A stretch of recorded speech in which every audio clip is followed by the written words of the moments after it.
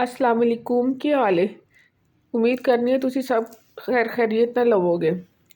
ਅੱਜ ਮੈਂ cream block ਆਈ ਸਾਂ ਤੇ ਮੈਂ ਕਿਹਾ ਚਲੋ ਤੁਹਾਨੂੰ ਵੀ ਕਰੀਮ ਬਲੌਕ ਦਾ ਬਾਜ਼ਾਰ ਦਾ ਵਿਜ਼ਿਟ ਕਰਾਨੀ ਆ।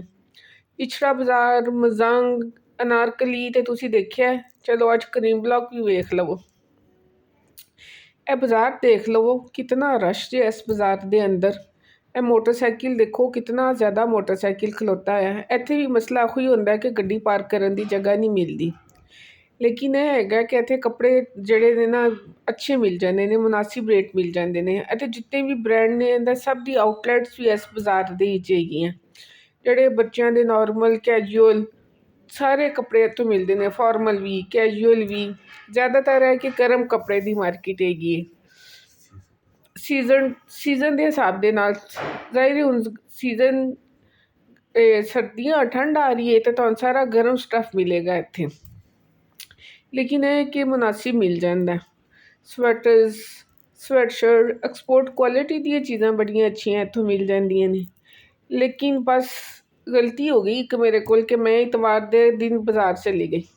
ਲੇਕਿਨ ਤੁਸੀਂ ਦੇਖੋ ਇਸ ਬਾਜ਼ਾਰ ਦੇ ਅੰਦਰ ਇਤਨਾ ਰਸ਼ ਹੈ ਕਿ ਮੈਨੂੰ ਤਾਂ ਲੱਗ ਰਿਹਾ ਸੀ ਜਿਸ ਤਰ੍ਹਾਂ ਸੁਬਹ ਈਦ ਹੈ ਅਤੇ ਇਤਨਾ ਰਸ਼ ਹੈ। ਕਿਉਂਕਿ ਮੇਰਾ ਖਿਆਲ ਹੈ ਕਿ ਉਹ ਮੌਸਮ ਚੇਂਜ ਹੋ ਰਿਹਾ। ਖਿਆਲ ਕੀ ਹੈ, ਮੌਸਮ ਚੇਂਜ ਹੋ ਗਿਆ ਅਤੇ ਬਸ ਸਾਰੇ ਪੇਰੈਂਟਸ ਜਿਹੜੇ ਹੈਗੇ ਨੇ, ਵਾਲਿਦੈਨ, ਉਹ ਆਪਣੇ ਬੱਚਿਆਂ ਦੇ ਕੱਪੜੇ ਖਰੀਦ ਰਹੇ ਨੇ ਗਰਮ, ਆਪਣੇ ਵੀ ਅਤੇ ਬੱਚਿਆਂ ਦੇ ਵੀ। ਅਤੇ ਬਹੁਤ ਜ਼ਿਆਦਾ ਰਸ਼ ਹੈਗਾ। ਮੈਨੂੰ ਤਾਂ ਸਮਝ ਨਹੀਂ ਆ ਰਹੀ ਸੀ ਮੈਂ ਕਿੱਥੋਂ ਸ਼ੁਰੂ ਕਰਾਂ ਅਤੇ ਕਿੱਥੋਂ ਖ਼ਤਮ ਕਰਾਂ। ਖੈਰ ਅੱਲਾ ਕਰਕੇ ਇੱਕ ਦੋ ਚੀਜ਼ਾਂ ਦੇਖੀਆਂ, ਕਿਉਂਕਿ ਰਸ਼ ਇਤਨਾ ਸੀ, ਘਬਰਾ ਬਹੁਤ ਪੈ ਰਿਹਾ ਸੀ, ਬਹੁਤ ਰਸ਼ ਸੀ। ਅਤੇ ਇਹ ਦੇਖੋ ਮੁਖਤਲਿਫ ਤੁਹਾਨੂੰ ਚੀਜ਼ਾਂ ਨਜ਼ਰ ਆਉਂਦੀਆਂ ਇਹਦੇ 'ਚ। ਬ੍ਰਾਂਡਸ ਵੀ ਹੈਗੇ ਨੇ, ਸਾਰੇ ਬ੍ਰਾਂਡ ਬੈਠੇ ਹੋਏ ਨੇ। ਐਕਸਪੋਰਟ ਕੁਆਲਿਟੀ ਵੀ ਬਹੁਤ ਮਿਲਦੀ ਹੈ ਇੱਥੇ।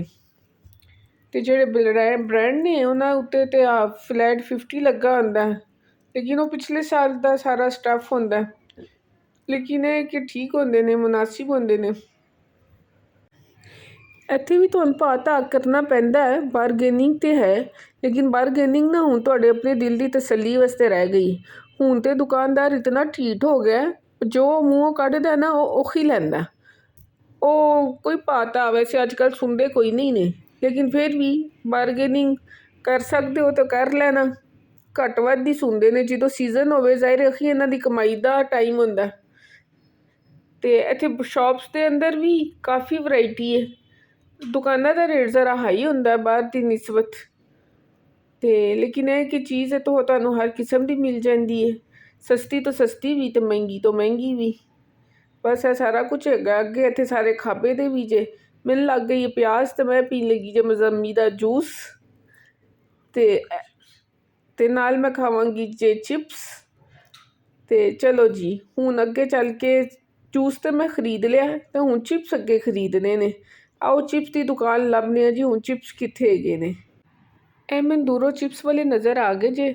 ਮੈਂ ਹੁਣ ਜਾਵਾਂਗੀ ਅਤੇ ਉੱਥੋਂ ਮੈਂ ਲਵਾਂਗੀ ਚਿਪਸ, ਕਿਉਂਕਿ ਮੈਨੂੰ ਪਿਆਸ ਵੀ ਲੱਗੀ ਹੋਈ ਸੀ ਅਤੇ ਮੈਨੂੰ ਭੁੱਖ ਵੀ ਲੱਗੀ ਹੋਈ ਸੀ। ਅਤੇ ਹੁਣ ਮੈਂ ਲਵਾਂਗੀ ਚਿਪਸ ਅਤੇ ਇਹਨੂੰ ਖਾਵਾਂਗੀ ਮਜ਼ੇ ਦੇ ਨਾਲ। ਤੁਸੀਂ ਵੀ ਕਦੀ ਕਰੀਮ ਬਲੌਕ ਦਾ ਪ੍ਰੋਗਰਾਮ ਬਣਾਉਣਾ ਅਤੇ ਜਾਣਾ ਅਤੇ ਆਪਣੀਆਂ ਦੁਆਵਾਂ ਵਿੱਚ ਯਾਦ ਰੱਖਣਾ। ਹੱਸਦਾ ਰਵੇ ਪੰਜਾਬ, ਸਦਾ ਵਸਦਾ ਰਵੇ ਪੰਜਾਬ।